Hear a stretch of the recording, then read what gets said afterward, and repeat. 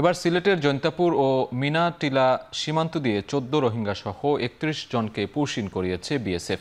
এ সময় সবাইকে আটক করেছে বিজিবি জানায়, ভোরে জকিগঞ্জ ব্যাটালিয়নের আওতাধীন লালাখাল সীমান্তের বাগছড়া এলাকা থেকে আটক করা হয় ১৪ জনকে। তারা মিয়ানমারের নাগরিক এবং কয়েক বছর আগে কক্সবাজারের শরণার্থী ক্যাম্প থেকে পালিয়ে ভারতে গিয়েছিল। এদিকে একই সময় উপজেলার মিনাটিলা সীমান্ত দিয়ে ১২ জন নারী ও শিশুসহ আরও ১৭ জন বাংলাদেশিকে পুশিন করে বিএসএফ।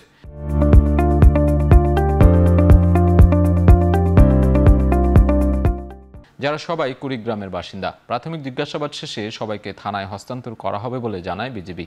এছাড়া সীমান্তে জোরদার করা হয়েছে নিরাপত্তা ব্যবস্থা।